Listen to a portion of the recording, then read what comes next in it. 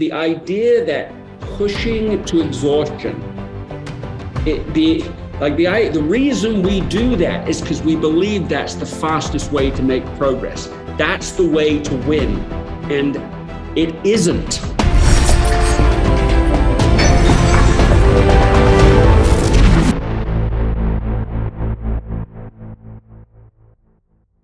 I'm here today with Greg McKeown, who's the author of both of the New York Times bestsellers, Effortless and Essentialism, and you are the host of the What's Essential podcast. You've been covered by the New York Times, Fast Company, Fortune, Politico, Inc. I mean, frankly, if I read all of the accolades, I'm probably going to waste half the amount of time that I have with you today. So I'm just going to stop now. It's not essential. None of that's essential. None of it is. I love that. None of it is essential. But here's something that is essential that I have to put on the record and make very clear to my audience. In addition to all those accolades, I know it's not the New York Times or Fast Company or anything else, but you have become one of the 5 most essential voices that I have in my ear that has guided me towards the life transformation that I've made over the last several years. Reading your book, Essentialism, was a game changer. Just an absolute game changer. And you and I talked about it extensively. I don't want to rehash that entire conversation because it's available already. I'll put a link in the show notes. But one of the reasons that I gravitated to you into that book, and we're going to talk a little bit about this, is how you explain the process of essentialism like a Hollywood film editor. And I said, ooh, this guy's for me because I understand that process. So. Yes. So we talked all about how we can become the editors of our entire lives. And that actually spurred me to make a major career transition and build the business that I have, which is now helping other creative professionals rewrite their own stories and find what's essential. So I want to thank you for that personally. You're now a core foundation of the programs that I teach. And I mean, hundreds of my students have listened to your podcast over and over and over ad nauseum. So I thank you for all of that. Just for anybody that's coming to this completely cold, that isn't aware of you, that isn't aware of essentialism, let's talk for just 2 minutes. Let's give them like the trailer version in Hollywood speak. Give us the trailer for essentialism so we have that as a backdrop to then make the transition to what you're doing now. Yeah, I mean, there's a contrasting way to look at life. One is as a non-essentialist. Non-essentialist thinks they have to do everything because it's all important. And as a consequence of that, they fall into the undisciplined pursuit of more. That's what they do. And the consequences of that is not that they get it all as they imagine they will, but that they end up stretched too thin at work or at home, both. They feel busy, but not necessarily productive. They're saying yes just to please, just to avoid trouble. And their day is constantly hijacked by other people's agenda for them. So it's an unsatisfying way to live, and it doesn't fulfill what's on the packaging. It does not give what it promises. And the reason it doesn't is because non-essentialism is based on a lie. Essentialists, on the other hand, we could start with that point on the lie. It's like the first rule of being an essentialist is, it's a blunt way to say it, but to stop lying about being able to do it all. To stop lying that if you can do it all, you'll have it all. None of that's true. And so that's the inconvenient reality of the whole approach of the non-essentialist. It doesn't matter what the motives are. It will lead to an unintended set of consequences. The essentialist sees, does, and gets different things. An essentialist sees a world where only a few things are essential. Most stuff is non-essential. And so they're trying to create space, therefore, to figure out what's essential, to explore what matters, to eliminate the non-essentials, to get rid of as much of that, the trivial many as possible, and then to make it as effortless as possible to do what matters most. And if you do those things, you get something different. You get the right results and without burning out. You have joy in the journey because you're not trying to live by everybody else's sense of prioritization. You're not just trying to keep up with the crowd or live by FOMO or live out of your inbox or live a Zoom, eat, sleep, repeat life. So there's this sense of improved quality of life and also improved quality of results. Those are the contrasts between being an essentialist on the one and a non-essentialist on the other. That's kind of the framework behind essentialism. You sound like you've summarized your book once or twice in the past. That was very essential and concise, I must say. The best way that I could summarize it very, very quickly, and it's probably the keynote slide gets the most jokes, basically stealing your joke. Picture of a tombstone, and on the tombstone it says, "He checked email." I'm like, is this what it's all about? And people just instantly get it. They're like, oh my God, I totally get it, right?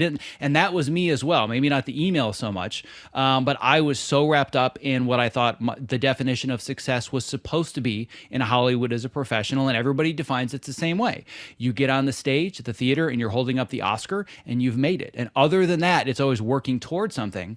And I realized that there was such a tremendous cost at pursuing that I had to strip out so many things in my life and decide what is indeed essential instead. And I want you to talk a little bit more about this process and this analogy of the big rocks. This is something that Stephen Covey had popularized in the 90s, that you've also talked about extensively. And I want people to understand that first, so then we can make the transition to talking about how to make things even more effortless.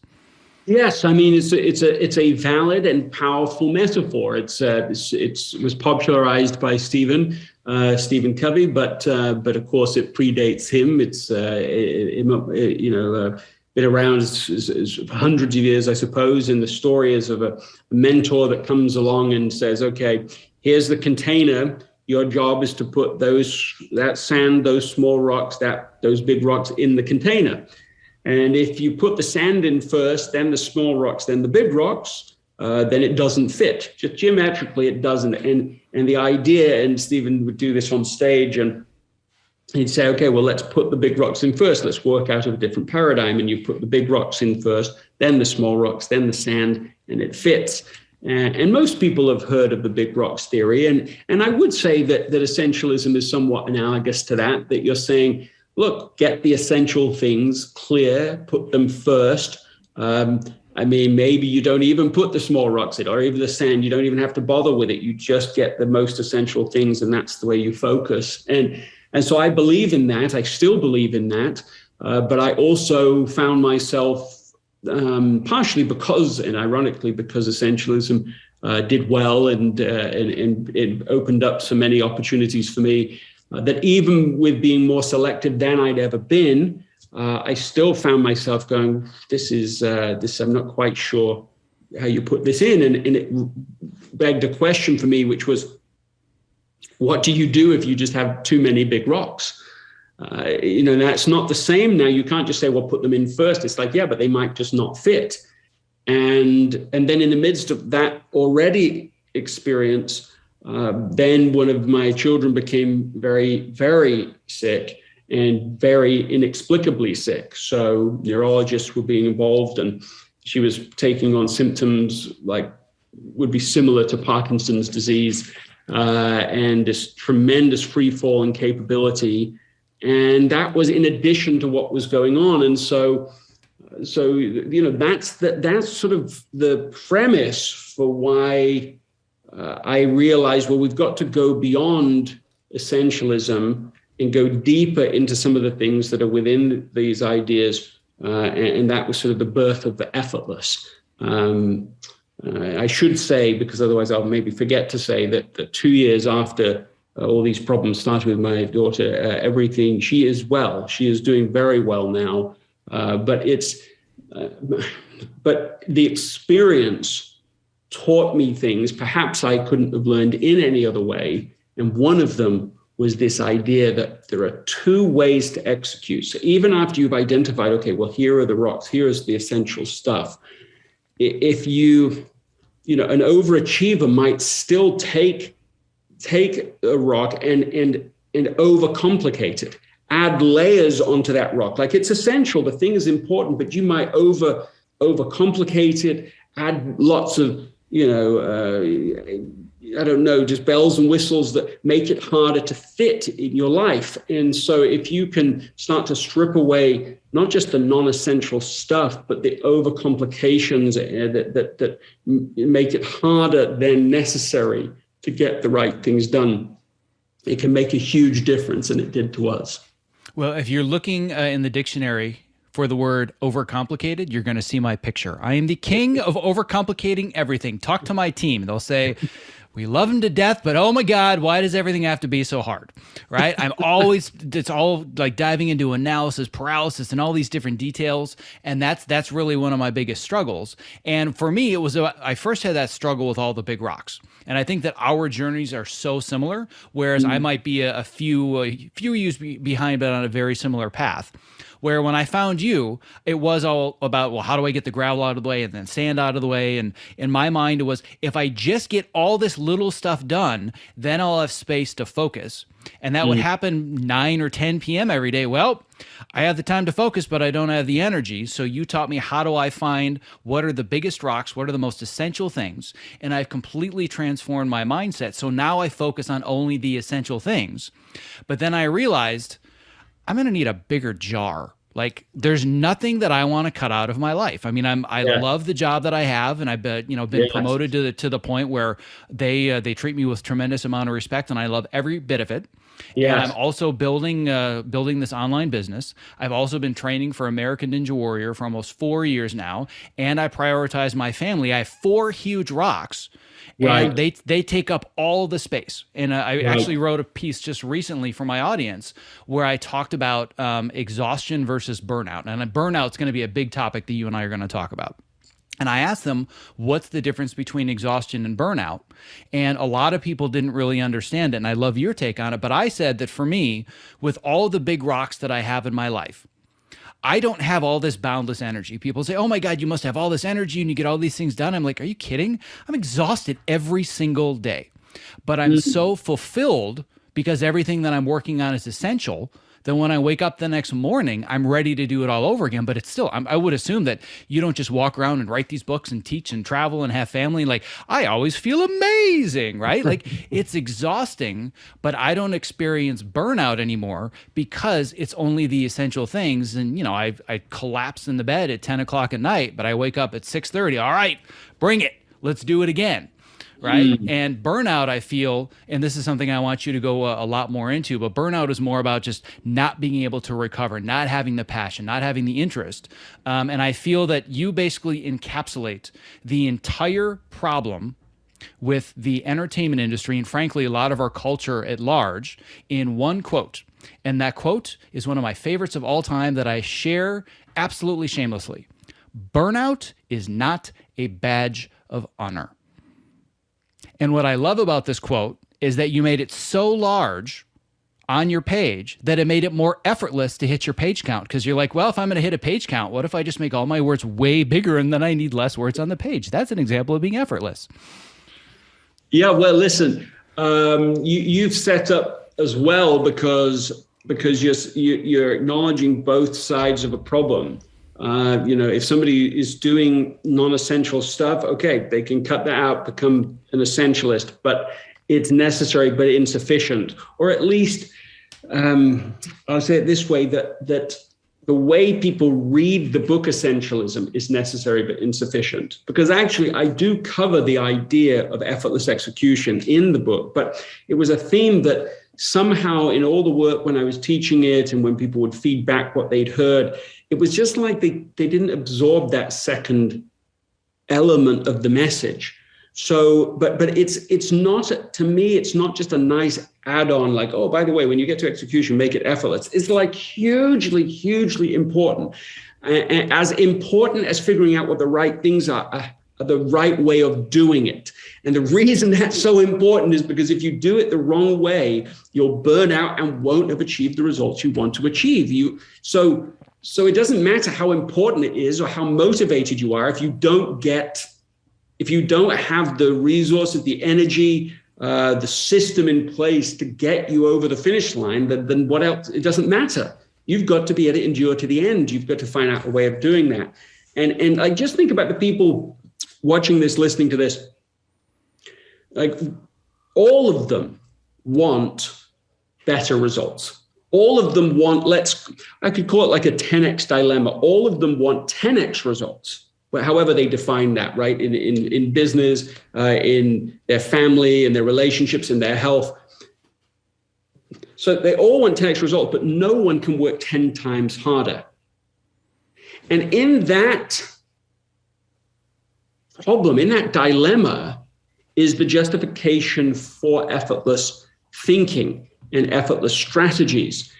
Because if you say, well, I want these 10x results, I guess I just have to work 10 times harder, and you try that, then you know that's the predictable pattern for the burnout that we're talking about.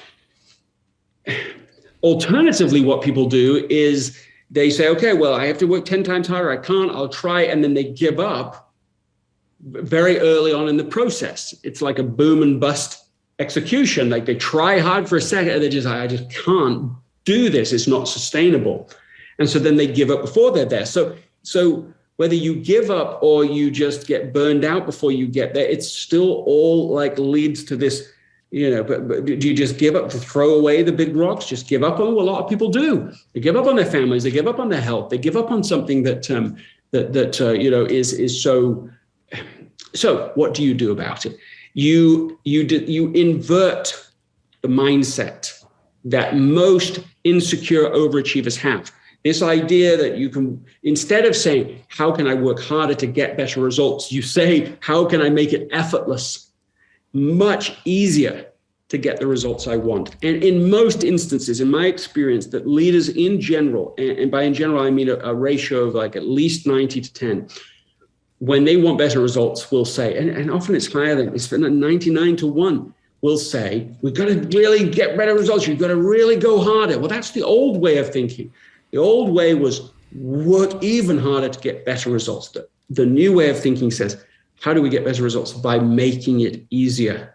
Let's look for that. Instead of the Puritan idea that says distrust the easy, that says something like easy equals lazy, the new, and the data supports this really solidly, is that you say, well, no, of course easy does not equal lazy. Of course that's not true. I mean, that's definitionally not true. You look up in a dictionary. Easy is something does not require effort. Lazy is you're not willing to put in effort.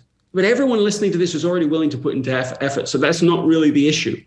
Now it's about, how can you get a higher, we know return on investment, but higher return on effort, a higher ROE. And that's really necessary for all of that essential work that will help you, make a higher contribution. What I think the basic position is on Effortless is that what got you here won't get you there. And so you have to have a second mindset shift. And it's really powerful what can happen as soon as somebody embraces that inverted view. So here's something people can ask right now. They can say, of something that's important to them, some project that really matters, a goal that they would love to achieve but are overwhelmed by, just ask yourself, how am I making this harder than I need to? That's it. That's a coaching question you can ask right away, and it will reveal some brilliant strategies along the way. Well, this concept of doing things the new way, where it's effortless and easy doesn't equal lazy, yes. I'm pretty sure this memo has not gotten to any of the decision makers in the entertainment industry. So if you could just clear your calendar and you could talk to all of those that make the schedules and the budgets and manage the sets and manage the productions, that would be terrific. Because right now, the prevailing notion amongst all organized labor, even beyond the entertainment industry, is in order to meet these demands, we just have to work longer and harder. Listen here. Hollywood's messed up. In a really, here. In a serious way. And I've sort of lived it, close now to the industry for the last few years. And I've worked in industries all over the world. And I don't really think there's any major industry I haven't worked in. Hollywood is different than all of them. And there's a few things, I haven't quite wrestled it down to like why I think it is so,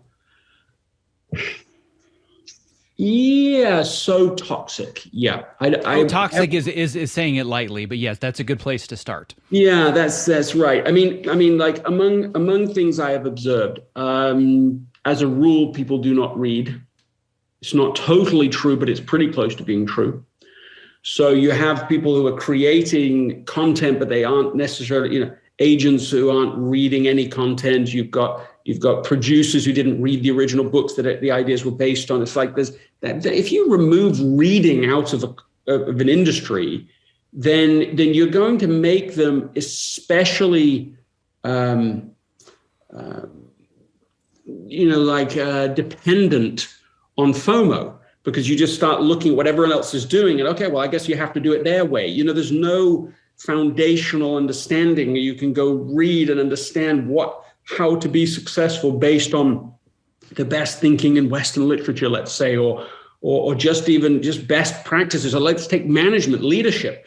People aren't reading leadership books. They're not going to training. Most of the Hollywood companies that I've worked with don't even do outside, bringing in people from the outside, training and developing culture and so on. So it's a very strange craft where you have this masses of people. There's a supply of people who want to be in the entertainment industry, and it's so vast, the supply compared to the actual space for them, that people are willing to do anything to get in. They're willing to put up with any sorts of practices within the industry. And anyway, we could go on what makes this perfect storm exist.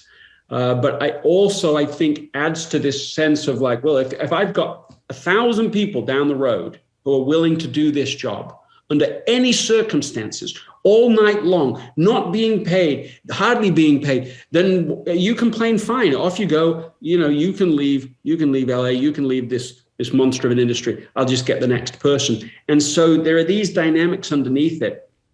We have a massive turnover, right? The turnover of talent, not just of actors and so on, but also of professionals within the industry that just can't make it.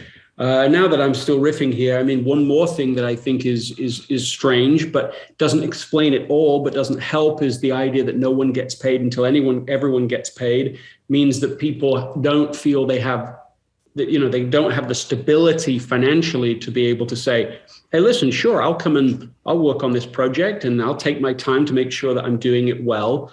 It's all just like, I'm only going to do anything that I think will actually get the deal done. And so that's not the healthiest view. Anyway, there you go. I mean, I'm riffing on this. I'm not sure I'm being very helpful, but and you're being the opposite. You are being immensely helpful in really bringing some clarity to everything that is wrong, because you are on the outside. The vast majority of people that I talk to about our industry issues are on the inside, and sometimes you can't see the forest through the trees. And you're coming with a tremendous amount of perspective, understanding cultures in other industries, and the problem is the culture. It's basically this toxic culture of exploitation. And if you were to ask just about anybody, now I've spoken to hundreds of people about this, but if you ask any craftsperson at any level, they all say the same thing. I put up with it because I know that if I don't, I will be replaced tomorrow. Every single person is replaceable, from the PA to the director to the producer to the studio executives. Even they go through a constant revolving door. And I think that one of the biggest issues that I've seen that you just hit on perfectly, that I've been screaming from the rooftops for years, is there is no such thing as leadership training. Basically, you fail your way upwards, and as long as you survive more than everybody else, you get to the top. If you're willing to put up with more shit, then you get promoted because the other people aren't willing to put up with it, and you think this is the way that it works, and that's how the new people are going to come up. So it's created this entire generation of thinking, if you don't pay your dues and you don't give me 90 hours a week and you're not willing to work for exposure bucks, well, too bad, because that's how it was for me and that's how it needs to be for you. And I think one of the biggest issues is all summarized in one quote: this is just the way that it is. Yeah, I mean, that's how bad culture gets moved on, and it's true. It's like the equivalent of bloodletting in the medical industry, that you have a paradigm. Well, this is how we've always done it. This is the way we think about it, and we are literally, for the longest time, the paradigm is you've got to. The blood is the problem, and you need to remove the blood because the disease is in the blood. And so we'll put leeches on you and we'll suck out the blood. I mean, this is, other than being medieval, is also, really clearly damaging patients. The vast majority of patients that experience bloodletting were being damaged by it.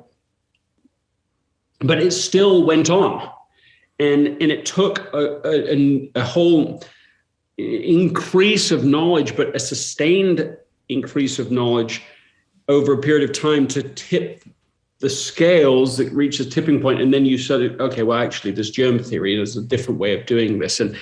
And so, I see myself somehow in that role of trying to be an amplifier for the data that supports that suggests a completely different paradigm is what actually works. Just because it's the norm, just because 50 million people could believe a thing and it would still be wrong. You can have 50 million people believing in bloodletting; it doesn't make it so. And same for this kind of exploitation, this kind of burnout norm that you just have to. That's the only way to make a movie. If you watch the movies that made us, right, but they're very entertaining. Watching some of these, I haven't watched all of them, but I've watched a few of them, and it does give you another insight into how utterly chaotic even the most successful movies seem to be. But is it true that it has to be? And why? Because I don't have anyone just explaining that well. Why? Just because that's the way you've done it before, oh, it's complex. Well, lots of things are complex. I know someone, I have a colleague, a friend, whose job it was to build a city, King Abdullah's economic city, and his job is to build a city. Well, that's pretty complex too. Does it necessitate the complexity means you have to be chaotic constantly, that you have to treat people as if they are not people? I mean, the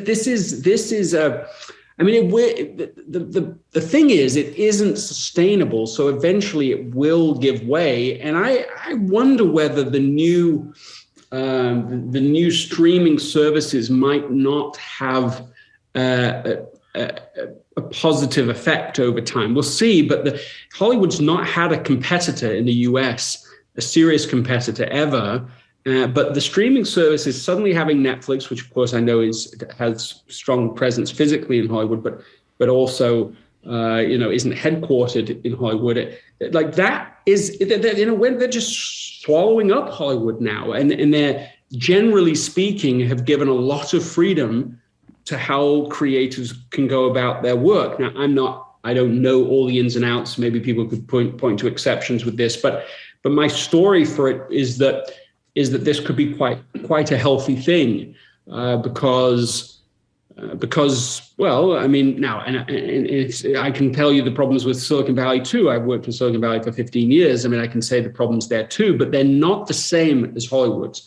They're much more very fast moving, very intense, but that they recognize, among other things, the incredible value of the war for talent. So they aren't in this same idea of like, just throw them away, we'll get another incredible engineer, no problem. It isn't like that in general. You recognize, you're like, listen, if we don't look after our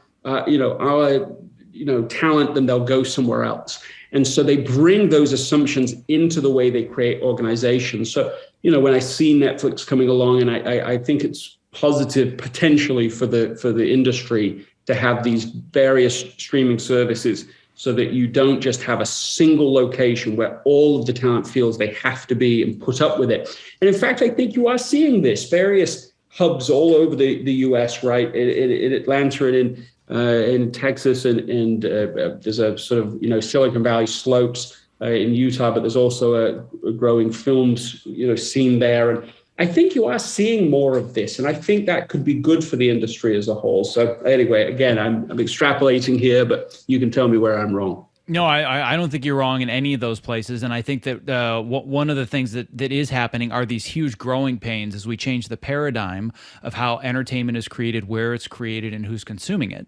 And that has created a huge demand for needing more talent. And I say talent, quote unquote, because I think this is one of the biggest issues.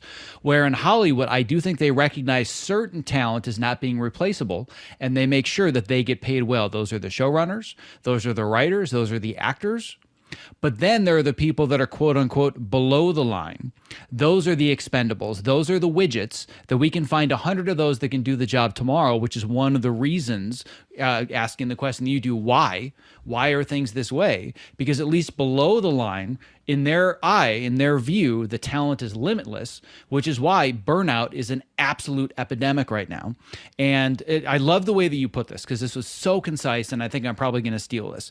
I'm going to modify it, but you said, I believe that I'm here to amplify the data to share this idea of the new way to do things, right? And what I do is I amplify the experiences. I like to give voice and amplify people that are going through what they're going through, be honest, be on the record, and say, here's what I've been dealing with, something needs to change, and that potentially I can provide solutions for the individual. And I believe that we have reached a huge tipping point, and I know that you've talked about this as well, and I think what's changed, not just in Hollywood, but in culture in general, and why we're facing the Great Resignation and everything else, is the pandemic. Because all of a sudden, all these people that were running 170 miles an hour had to hit the brakes and say, wait, what? These are all the things that I've been missing my whole life. Like, I get to see my kids and put them to bed at night. Like, and I'm willing to give all that away again for the paycheck that I was getting and the crappy pension and the exploitation. So talk to me about what you've learned through your research and your experiences with what's happened with the pandemic and how that relates to there being more burnout than there's ever been. Well, I think that right now, and you could say it for Hollywood, but also everywhere else, I think there's sort of two kinds of people in the world right now. There are people who are burned out, and then there are people who know they are burned out. Right? That's it. That's the group. Better to be in the second group, because at least then you start to want to do something about it. And that, it's represented in a variety of ways, right? There's the Zoom, eat, sleep, repeat lifestyle. I mean, that's part of what it is. It's a sense of no boundaries. It's a sense that the experience of looking at your Fitbit at the end of the day and it says 300 steps, and that's not even an exaggeration. There's this sense that days running into each other. And then you've got to add to that the experience where people keep thinking the end is, we're going to get to the end of this. And then as we proceed down the path, there's this growing sense of fatigue, pandemic fatigue for sure, but also like, oh, actually, there isn't really an end. Now, it's different in different places in the world, and certainly different states within the US. In California, it's very much with us. On the coasts, you have that sense, partially because of the density of the population. So there is that change, partially, I think, because of the politics to some extent about how these issues have been framed. But nevertheless, it's with people. It is present with them. And England is the same. I cannot really have a conversation with people in those locations where it won't be in the conversation. You just can't have the conversation without, like, a conversation on any subject without it being part of the framing. Whereas there are some of the locations, I'm in Arizona today, in fact, and here it's not in the conversation. I'm not making a political point other than to say there seems to be political reasons for these things being emphasized or not. I'm not trying to to weigh in and say, oh, well, this isn't really a substantive concern. I'm just saying the psychology of it is wearing on certain groups and certain places more than in other places. And so that's all causing, mental fatigue and emotional fatigue. The isolation is enormous, is really real. And then so these people waking up, oh, hybrid's not going away. And that's partially because people don't really want it to. They like some of the advantages, but it also means that we're not, the isolation isn't going to go away.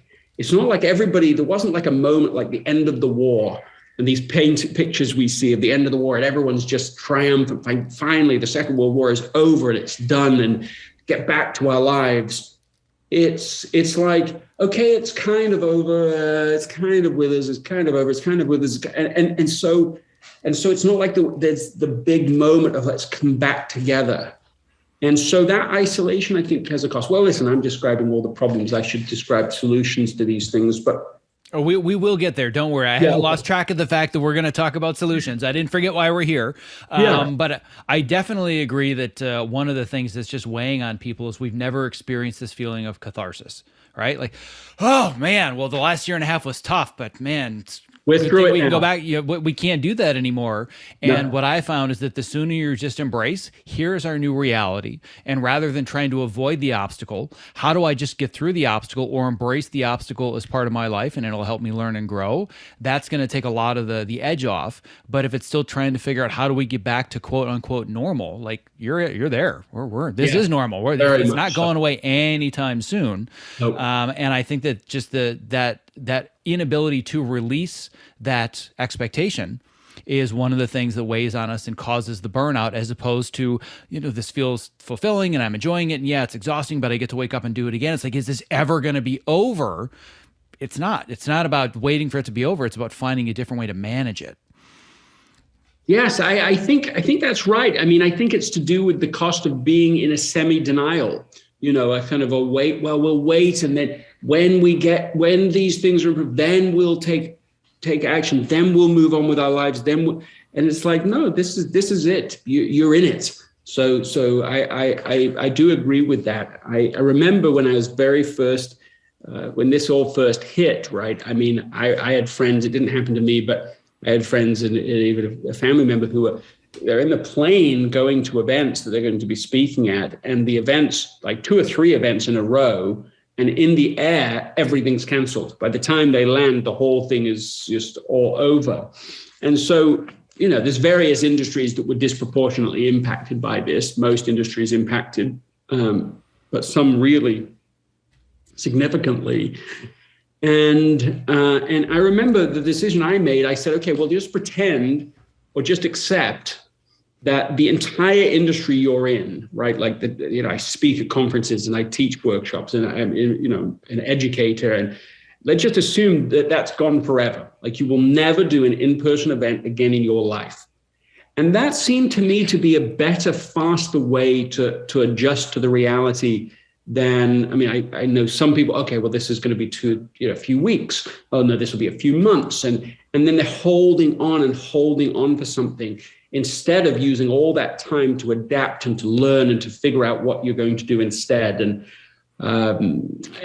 so I think that sort of that embracing of reality instead of the construction of a denial story is optimal in life. And optimal in this pandemic to embrace what is, because then you can innovate from that place rather than always being out of step because you don't want to face, you don't want to face reality. You don't want to deal with it. And of course, if you don't deal with reality, you make a problem part of your future. As soon as you accept the reality, you make that problem a part of your past. And I do think that is a better way to exert your limited energies, so that we can get traction in today's reality. I think the only other thing I'll maybe riff on here for a second is just that is what I have actually found happened. The things I did instead, I said, okay, well, I have time to write the next book. That's something I could do under these circumstances, and I was already under contract to do it, but this gave me the window and time to really get to it with Effortless, and then created the podcast, the What's Essential podcast, which started in the midst of the pandemic and now is like top 5 in the self-improvement category in Apple iTunes, and we're just trying to slowly improve it over time. I think it gets incrementally better constantly. And then 1 Minute Wednesday, and I'm listing all of these. The 1 Minute Wednesday is a newsletter that people can get. That's for free. We did an online academy at Essentialism.com. I'm not listing these things. I suppose it will sound like I am to say, oh, hey, go check these out. I'm listing them because I probably wouldn't have done those things. I don't know if I'd have done any of those things if I'd had this sort of, just let's hold it out, let's wait, we'll get through this. But because of that adaptation, what has happened, it's just my story for what's happened. I could be wrong, but now the demand for the kind of work I do is easily twice what it was before the pandemic. And it might be even more like 3 times for real what it was before. We'll get maybe more leads. We'll get more leads in a week than we used to in a month. And I don't fully know, because there were so many changes made. I can't accurately extrapolate exactly why.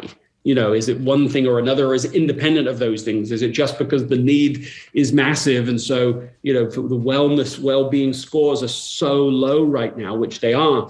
I don't know what all the factors are, but what I do know is that embracing reality in yourself and in other people seems to be an absolute key to innovation and breakthrough. And so that means getting honest with yourself, facing reality, but it also means facing reality within other people by listening to them and really understanding where they're coming from, so that we don't have false and fake stories about them running in our own heads. Right. My suspicion would be, and I know nothing about your business model. I don't know your stats. I don't know your leads, your web traffic. Yeah. I know none of that. I have a suspicion about why exactly I think you've seen the growth that you have. And it comes from the previous conversation that we had, where I believe that when the pandemic hit, that's when people were forced to ask the question, what is essential? Well, they were forced. Like the timing is perfect, because nobody even thought about what's essential, because I don't have enough time to think about that because I'm too busy. And all of a sudden they hit the stop button. They're like, holy crap, I need to start focusing on what's essential. And I think that people naturally gravitated towards the work that you're doing, the work that others are doing in the space. Because before, and I don't know if you experienced this, but I felt like for years I was shouting from the rooftops and looking down, and there was just nobody there and nobody was listening. It's like, guys, this is so important. And then all of a sudden a year ago, people are like, okay, I'm ready to listen. I'm ready to listen. And I have a feeling you're probably experiencing something very similar. Yeah, you're not wrong about that. The word essential might have been the sort of global word of the moment, because everyone's talking, and obviously this is not how I would always think about this word, but everyone was talking about essential workers and non-essential workers, right? Like what? So that word was being used constantly. But I guess more emotionally, people were experiencing like involuntary essentialism. Where it was like we were all sent to, like a teenager, right? You just go to your room and you have a good think about it, come out when you're ready. And so people did have to face some of the realities of their life. Like I've said before, that it's generally speaking, people find it easier to face their phones than face their life. Right. It is easier to be distracted by whatever app or whatever news or whatever the last email or input than to really look and say, okay, how is my health, and how is my family, and how is, and suddenly whatever your home was, it was like that idea of like, you've made your bed, now you have to lie in it. It's like whatever home you had built, you had to be in it physically, literally. If you chose to be in a small apartment in the middle of LA, and that's what you chose, well, that's where you are now every minute of every day. And so that's one of the reasons lots of people I know in the industry who were like, I'm out, man. I'll stay in the industry, fine, but I am going to live somewhere else. This is just crazy. I'm trapped in here with my 2 kids and my wife. And, but people also had to face, it wasn't just your physical environment, right? It's like whatever your relationship is with your family, whatever your family dynamic is, you're with them all the time. And of course, that caused some problems because people weren't used to being in those situations and often were avoiding conflict, as we tend to do. And so suddenly it was like, well, there's no avoiding it. This is it. You're together all the time. Your children, whatever their behavior, you have to deal with it all the time. And of course, that came at a great cost. And I wouldn't really wish any of that on anyone, to just have to confront that much reality that fast. It can be discombobulating and disorienting. But it also, I think, provided this opportunity of like, a collective pause, a collective moment. And hopefully we won't have another like it in our lifetimes. But it was certainly the most significant one like it I've ever seen. And out of it, you can you can hope, and maybe that is why we're seeing so much interest in these subjects. But there is an awakening there too of like, okay, what is it all about? What do I really want? What do I want? What kind of lifestyle do I want to create? And as people face that this isn't going away fully, I think there will be a sort of, okay, well, fine, I'm not waiting any longer with this. I'm ready to go. And people seem to think that's going to be January of next year. Seems to be the industry assumption that's when it's all going to really hit. We'll get through Christmas, deal with the holidays, and then let's move on to the next thing. So yeah, because the germs are looking at the calendar, right? They have a timetable. They know when it's all going to be over and we can go back to normal. But what I can say, and you play a big part in this, whether you know it or not. But when the pandemic hit for me personally, like it did for everybody else, it either amplifies what's working or it amplifies what isn't working.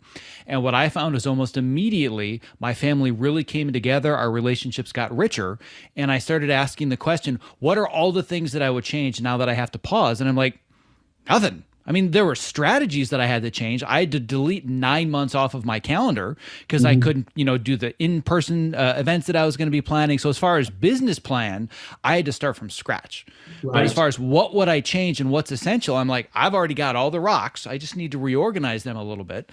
But what I realized, and this is going to segue to some of the solutions, is I hit the same wall that you did. I don't have the bandwidth to carry or hold all these rocks, and I want a bigger jar. But if the jar is my calendar, there is no more time. I only get 24 hours a day, 7 days a week. That's my jar, and I don't have room for the rocks. So like you said, it's not a matter of I have to work even harder. I've got to work smarter. How do I make this more effortless? Yep. And one of the things that I want to mention to people that I've said before is that there is no better return on investment on anything on the planet than a book.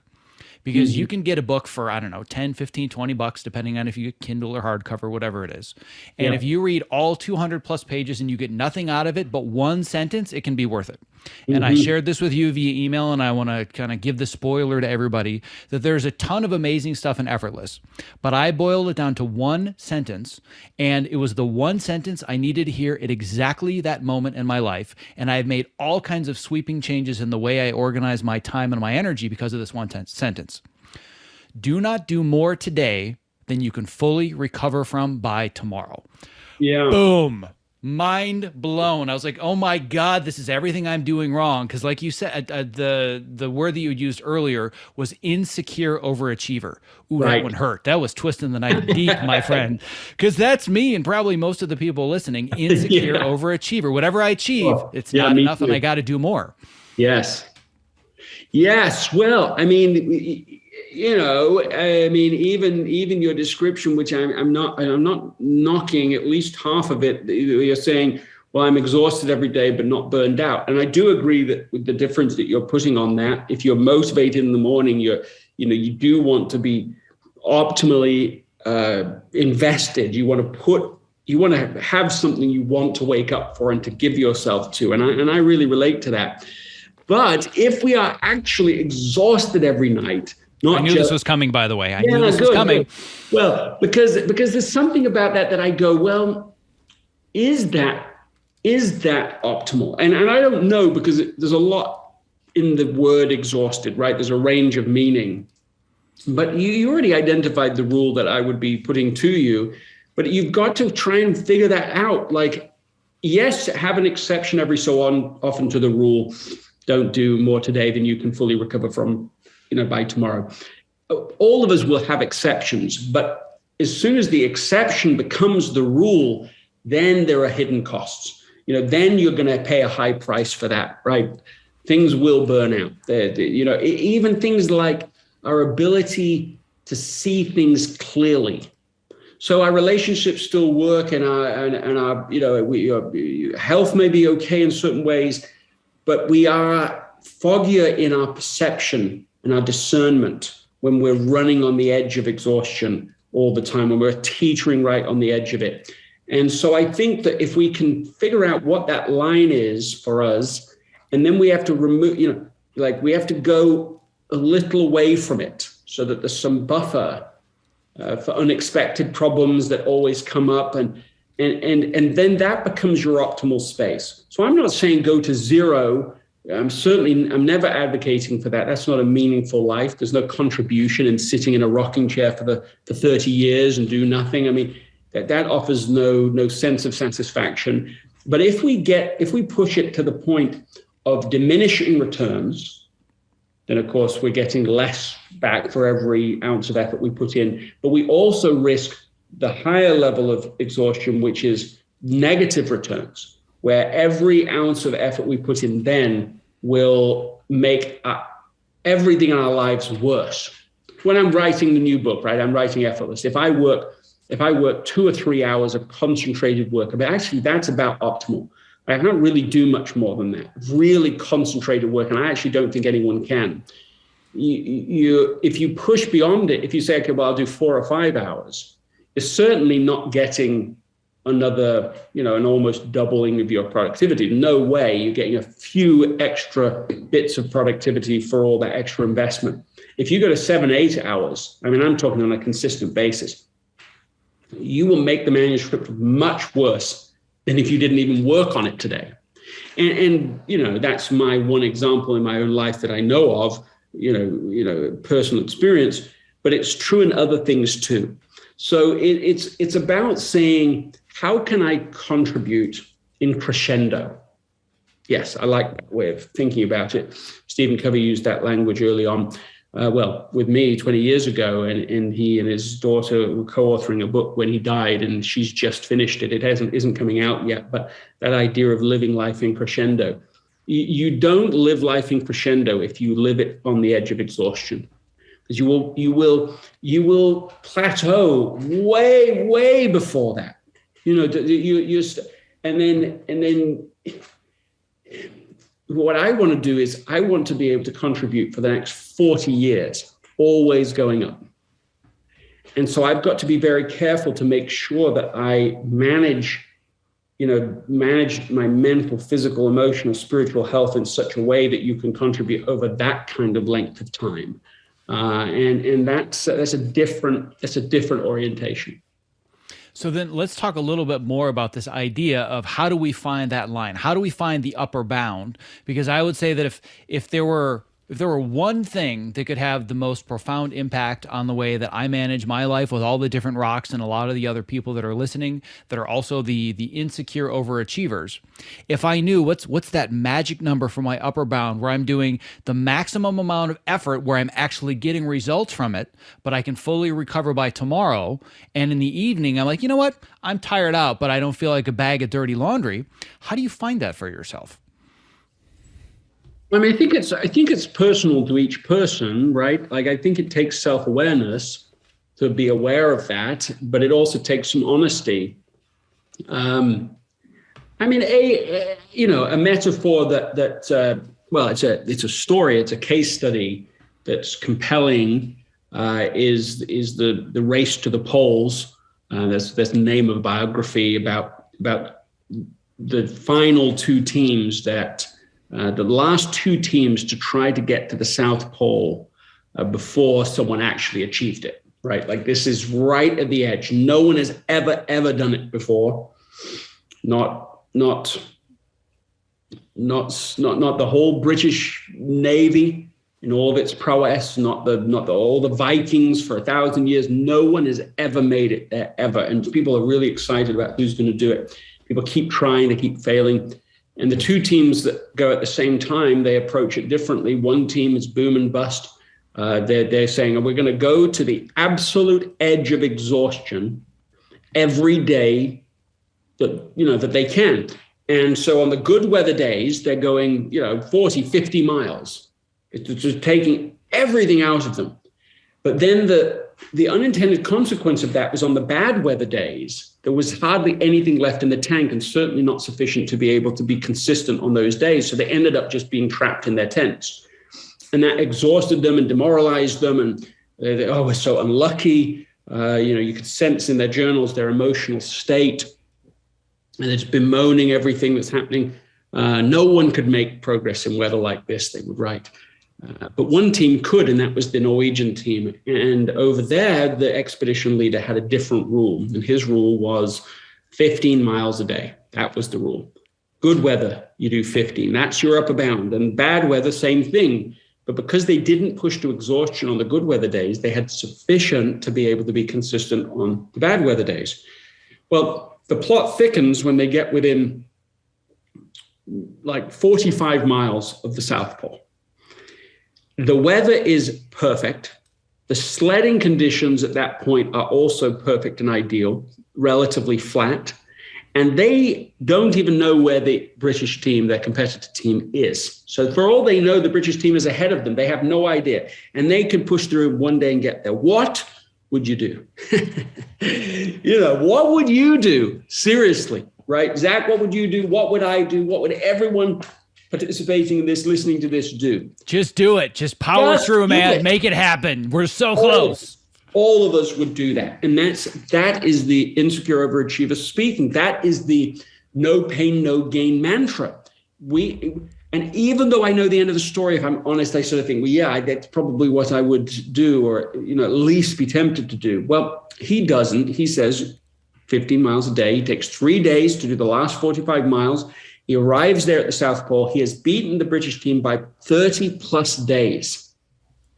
And that should get our attention because the idea that pushing to exhaustion, the reason we do that is because we believe that's the fastest way to make progress. That's the way to win. And it isn't. And that's the point, is that actually it is much, much slower.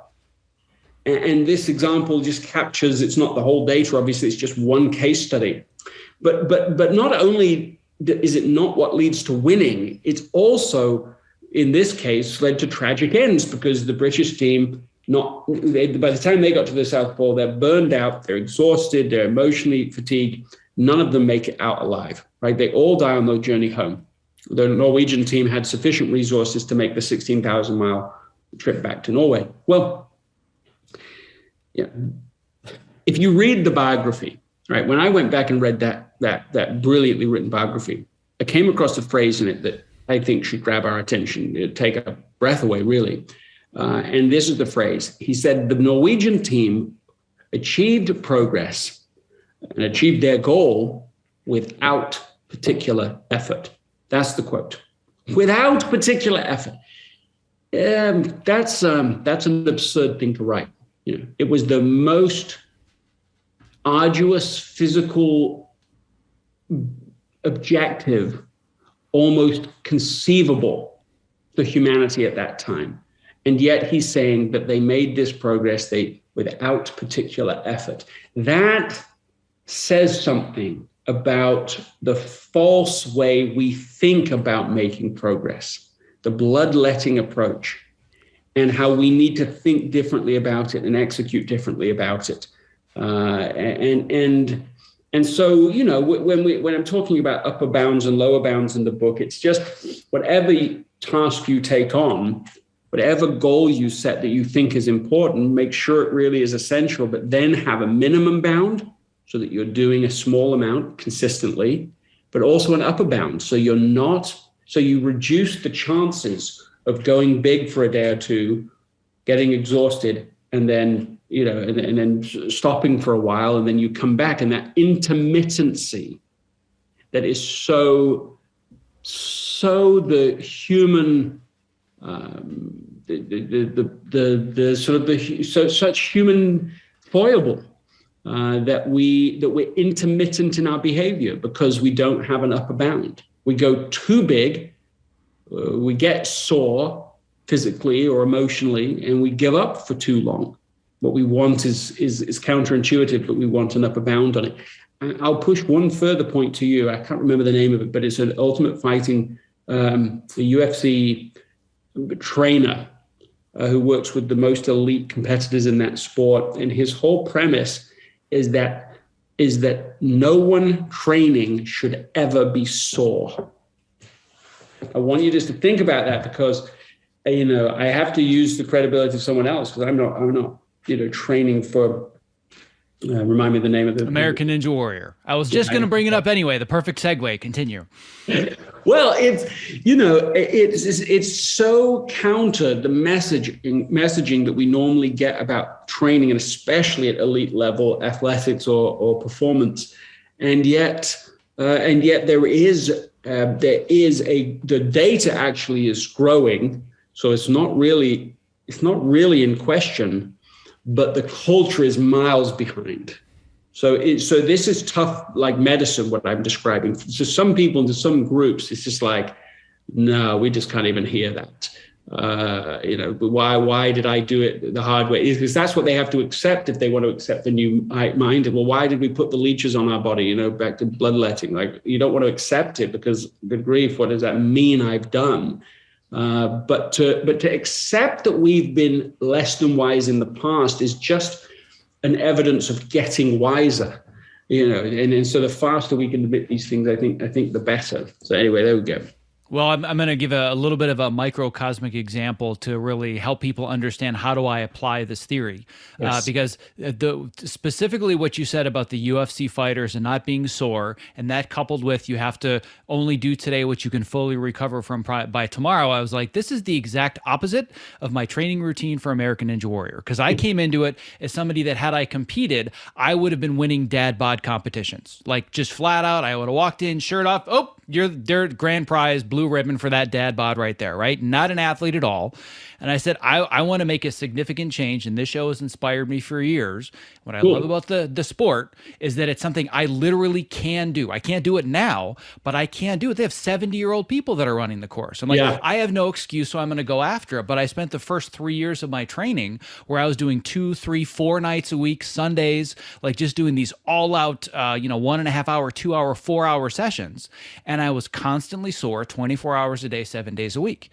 And it was destroying my sleep, and it was destroying my productivity, and it was destroying the energy that I needed to have with my family, which was counterproductive to the entire reason that I was training, because I wanted to be more energetic and be more present, and I wanted to inspire people. So I read your book, and I'm like, how can I make this effortless? And one thing that I've been experimenting with for several months now is, instead of doing these really intense workouts during the week, I have one intense workout that I do every Sunday. It's like a 4-hour ninja workout, swinging ropes, all kinds of crazy stuff. I'm always sore after that. But the rest of the week, I've eliminated all of the long, intense workouts. And an example, microcosmic example, is that I'll just do 2 sets of pull-ups and push-ups. That's it. It takes me like 5 minutes. I'll do it like after lunch, and I'll do it in the evening, like when my just focus is getting a little bit lower. And I said, what's the maximum amount of each that I can do? And I'll break that maximum amount in 2 sets. That's all that I do. Don't even break a sweat. But my performance on those Sunday workouts has skyrocketed. And I'm putting in way less effort during the week, and I'm sleeping better, and I'm not nearly as sore. And that to me is the perfect example of how I can take something that was essential, but I made it not necessarily effortless, but as effortless as it can be. And I have way more hours on the calendar in the jar, so to speak, where I can start to move things around a little bit more because I'm not spending hours and hours and hours at the gym. Well, that's a great story. I just love that story. And I love I love that you were able to apply it to, especially to this subject that I think is one of the places that feels a bit too unbelievable to people. But I remember talking to one of the elite coaches in Canada who works with these Olympic athletes. And he said, well, for the last 20 years, we've already been adapting this mindset because of the research. They're driven by the results. They're not trying to be ideological about it. And one of the phrases that he brought up, which I like, is we have a big difference between run hard and run fast. And I like that difference. He said, if you imagine right now, like, go run hard, what would that look like? What do you imagine that to be? Now imagine running fast. He's like, it's a really different orientation.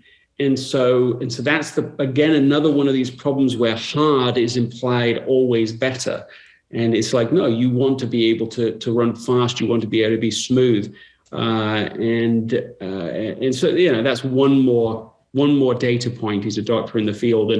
And he absolutely, completely rejects the no pain, no gain mantra. Just completely thinks that's just wrong. It's wrong.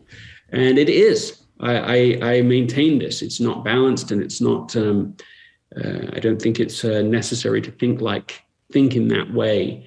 Even though it's posted on all the gyms everywhere. I mean, you can post things that are wrong in memes all over the place. It happens all the time. So yeah, we're trying to get. I love the story. That's my summary. Yeah, and that I have a fellow ninja friend of mine that I've met through this entire community, and he said to me, "Fast is slow, and slow is smooth." And I'm like, what the hell does that mean? And as I started to learn what it meant and internalize it, like I was just always like, I'm going to get up this rope and I'm going to get up the pegboard, right? And I expended so much energy. And as soon as they said, listen, just relax as much as you can without letting go of the rope. Just breathe. Like when you get up there, breathe and relax. And you watch some of these professionals, the ninjas go through these courses and these obstacles. It looks like they're asleep. Like they're as limp as possible and they're just grabbing from one thing to the next and it's effortless. And I said, that's what I want to do. I don't want to be the strongest one. I want to be the smoothest one. So that's really what I focus on more than anything is form. How can I make sure to use the least amount of effort possible to get from this rung to that rung or this rope to that rope? But then I applied it to how do I do that as an editor? How do I do that as a father, right? And now if I were to show somebody the time blocks on my calendar, there are still a lot of them and I'm working on eliminating some. But if you saw it for working on Cobra Kai, for example, if I were getting paid for the hours that I work, the 20th century industrialized model of clocking in, clocking out, I'd be fired. They'd say, you're not working enough hours during the day. But I always think to myself, and I even have told the people that I work with, I want to make sure that I have just as much in the tank when we're in the trenches doing the season finale as I do on day one. And why would I burn myself out on week 2 when I have 24 weeks ahead of me, right? And that's a hard sell in this industry right now. Yeah, well, I mean, it is because we do want people to, the other side of the equation is you want people to live, an honest day's work for an honest day's pay. When you're the one paying, you always want that to be, but what you really want isn't even that. That's like a minimum measurement. What you want is high value. You want a higher value than what you're investing, So you do want to dislocate those two measurements. You want people that are just creating better and better value for you, not, oh, I worked 100 hours, but I didn't do anything that mattered for you. So it's absolutely right. And you don't know what's going to happen on week 20, right? So the whole thing can get blown up. There can be a whole massive, suddenly change. Oh, we can't use this actor. We can't, some financial change. There could be all sorts of things that will make your life suddenly harder. And if you haven't allotted for that in your strategy, then you get, then you pay the highest possible price for that adaptation then. So I love what you're describing, and here you are working on a high profile editorial job and doing it. You can tell in the way you're saying it, like that it is smooth, relatively smooth anyway. And that's exactly the right way to do it. So I want to be very respectful of your time, but I have one other quick area that I want to get into that I think is a really important one for people to understand, because they would never in a million years think that this is a quote unquote productivity hack. But I think it's a really important one that I feel like I would have failed if we didn't talk about it. And that's gratitude. Yeah. And I want you to tell the story about when you realized how important gratitude is, no matter how bad or bleak things might look. Because I know this is a realization that you really had and applied in your own life with the situation that you were going through with your daughter just a few years ago. Yeah, well, I mean, I mentioned it sort of at the beginning as framing, but we'd moved into a lovely kind of picturesque area and the children were thriving, a little heaven on earth, really. And one of my daughters was especially thriving, Eve, I mentioned. And as that situation unfolded, we had what was at least potentially, not just potentially, I mean, just, one of the most agonizing experiences of our lives. And I think of any life. I mean, I think it's up there with those, to watch a 14-year-old in perfect health suddenly become sicker and sicker on the way to comatose, falling into a coma, and then dying, and you can't do anything about it. You have no answers, and no neurologist knows a thing. And 35 years in the business, I remember one of them, so experienced, just shrugging his shoulders. He's like, look, it's all coming in the normal range. I just don't know what to tell you. Let me think about it. He said, let me work on this. And I followed up with him so many times, or we did, and he never even got back to us. And he just never even could figure anything out. So that's the circumstance. And what became clear to us was that there were two ways of dealing with it, right? And I think I mentioned that before, but there's the harder, heavier, more complicated, self-victimize, like obsessing over that we're victims of this situation. And that the problem with that approach, although of course, that's not optimal to fall into that endless anxiety or depression, victimhood. It's not just about the experience of our life. It's like materially limits your ability to help our daughter get better, because first it doesn't help, puts you in the wrong state. Then it makes it harder to even discern which things to do. It makes, like, everything that's hard is now even harder. You don't know how long it's going to go on for. You don't know if this is months or years or decades. You have no idea. And many people in these kinds of situations, in these medical catastrophes, or these unimaginable scenarios, that it ruins everything. It can destroy the rest of their family and the rest of their culture and their marriage and any sense of professional success. It can really distort and disrupt everything. And so what we discovered in that extremity was this second path. This is the why behind Effortless, really. The personal why behind it is that we realized there is, and it's more than just gratitude, but the gratitude is as central as any other response. That and I'll say it this way, right? If you focus on what you have, then you're going to gain what you lack. But when you focus on what you lack, you lose what you have. And that's sort of at the axis point, the central sort of location of the division of these two paths. That's as the paths divide.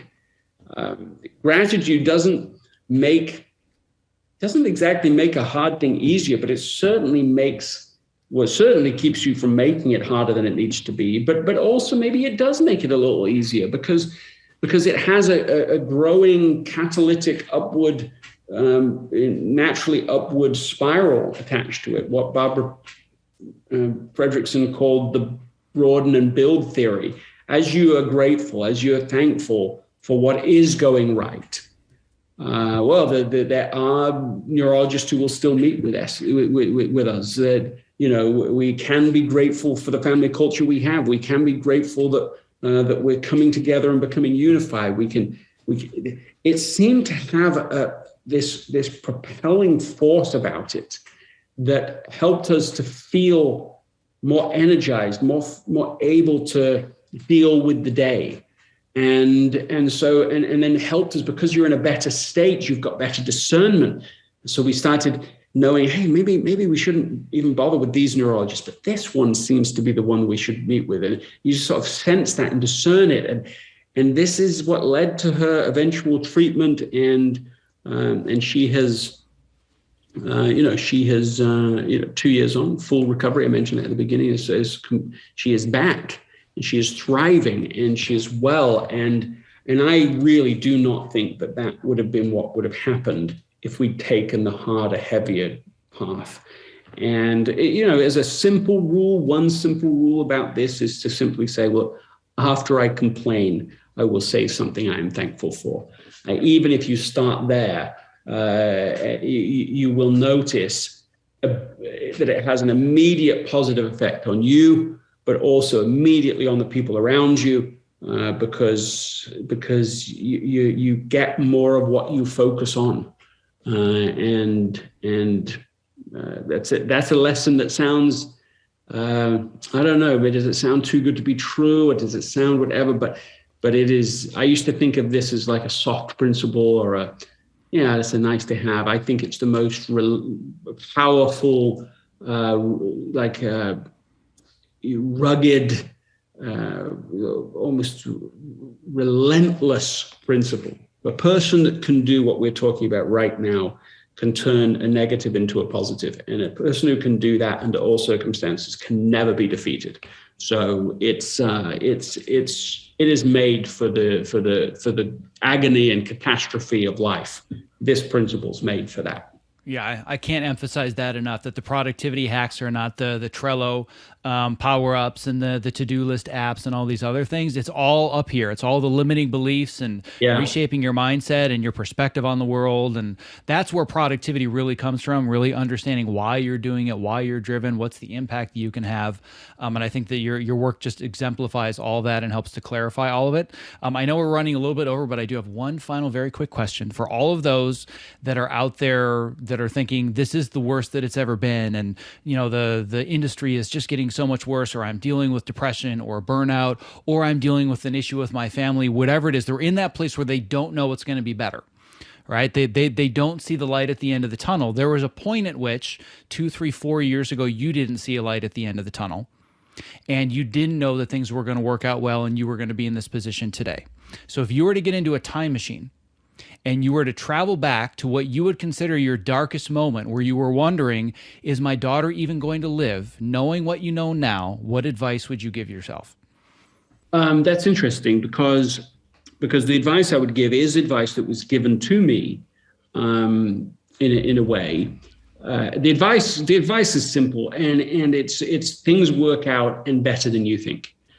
And that's true with the situation with Eve, but it's also, I was once asked a similar question, what would you tell your 18-year-old self? And that was the same answer that came to me. And it's like, wow, that's like, you better start living like that, because you don't want to live now in a state that doesn't accept that optimistic reality, because then you just waste your life now when you could have 20, 30, 50 years more of just basically living living in joy, living in gratitude, living in like it's a bit more relaxed about it all. Like it's all going to work out.